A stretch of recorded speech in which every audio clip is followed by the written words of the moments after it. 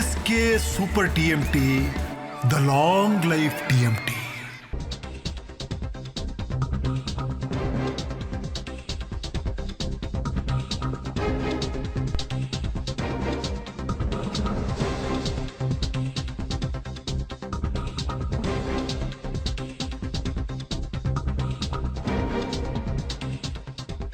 ಬೆಳಗಾವಿಯಲ್ಲಿ ನಡೆದಿರುವ ಫೈರಿಂಗ್ ಪ್ರಕರಣ. ಬೆಳಗಾವಿಯಲ್ಲಿರ್ತಕ್ಕಂತಹ ವಕೀಲರೊಬ್ಬರ ಮನೆಯ ಮೇಲೆ ಫೈರಿಂಗ್ ಆಗಿದೆ. ಅದು ಕೂಡ ಕಳೆದ ರಾತ್ರಿ 1 ಗಂಟೆಯಿಂದ 2 ಗಂಟೆಯ ಸುಮಾರಿನಲ್ಲಿ ಆಗಿರ್ತಕ್ಕಂತಹ ಘಟನೆ ಇದು. ಪೂಜಾ ಕಾಕತಕರ್ ಮನೆ ಮೇಲೆ ಫೈರಿಂಗ್ ಅನ್ನು ನಡೆಸಲಾಗಿದೆ.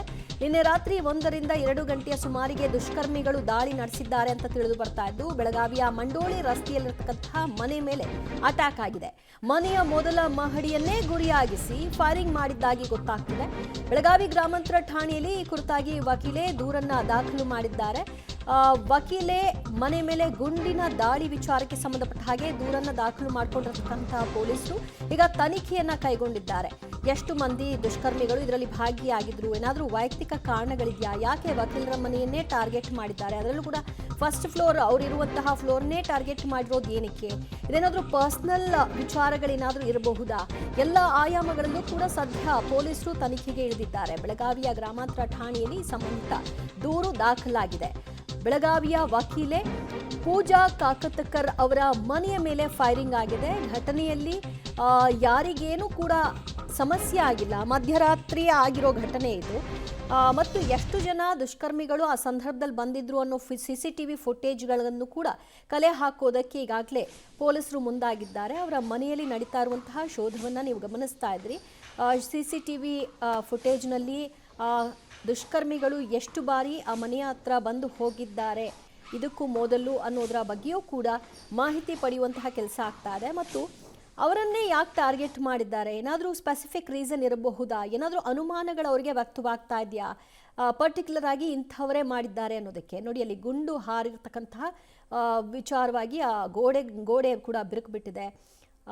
ಆ ದೃಶ್ಯಗಳನ್ನು ಕೂಡ ಗಾಜು ಕೂಡ ಬಿರುಕು ಬಿಟ್ಟಿರೋದನ್ನು ಕೂಡ ದೃಶ್ಯದಲ್ಲಿ ನೋಡ್ತಾ ಇದ್ದೀರಿ.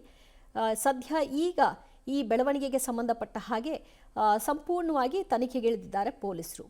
ವಕೀಲೆ ಒಬ್ಬರ ಮನೆಯ ಮೇಲೆ ಮಧ್ಯರಾತ್ರಿ ಈ ಘಟನೆಯಾಗಿದೆ. ಅವರು ತಂಗಿರ್ತಕ್ಕಂತಹ ಮೊದಲ ಮಹಡಿಯನ್ನೇ ಗುರಿಯಾಗಿಸಿ ಕಿಡಿಗೇಡಿಗಳು ಕೃತ್ಯವನ್ನು ಎಸಗಿದ್ದಾರೆ. ಈ ಕೃತ್ಯದ ಹಿನ್ನೆಲೆ ಏನು ಅನ್ನೋದು ಈಗ ಬಹಳ ಅನುಮಾನಕ್ಕೆ ಎಡೆ ಮಾಡಿಕೊಡ್ತಿರೋದು.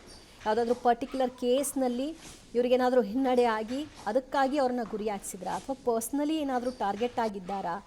ಅವರೀಗ ವಕೀಲರು ದೂರು ಕೊಟ್ಟಿದ್ದಾರಲ್ಲ, ಅವರು ಹೇಳ್ತಾರೆ ತಮಗೆ ಯಾರ ಮೇಲೆ ಅನುಮಾನ ಇದೆ, ಯಾವ ಕಾರಣಕ್ಕೆ ಇದಾಗಿರಬಹುದು ಅಂತ. ಆಮೇಲೆ ಏನಾದರೂ ಅವರಿಗೆ ಬೆದರಿಕೆ ಮೇಲ್ಗಳು ಬಂದಿದೆಯಾ, ದೂರವಾಣಿ ಬಂದಿದೆಯಾ, ಇದೆಲ್ಲದರ ಬಗ್ಗೆಯೂ ಕೂಡ ಪೊಲೀಸ್ ಇನ್ಫಾರ್ಮೇಷನಲ್ಲಿ ಅವ್ರಿಗೊಂದಷ್ಟು ಮಾಹಿತಿ ಸಿಗುತ್ತೆ. ಅದರ ಆಧಾರದ ಮೇಲೆ ಈ ಹಿಂಟನ್ನು ಇಟ್ಕೊಂಡು ತನಿಖೆಯನ್ನು ಭೇದಿಸಲಿಕ್ಕೆ ಸಹಕಾರಿಯಾಗುತ್ತೆ.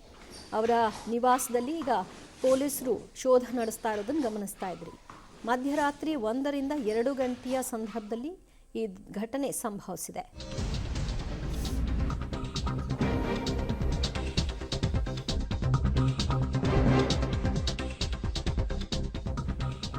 ಮಧ್ಯರಾತ್ರಿ ನಡೆದಿರುವಂತಹ ಫೈರಿಂಗ್, ಮನೆಯ ಗ್ಲಾಸ್ ಮೇಲೆ ಗುಂಡಿನ ದಾಳಿ ನಡೆದಿದೆ.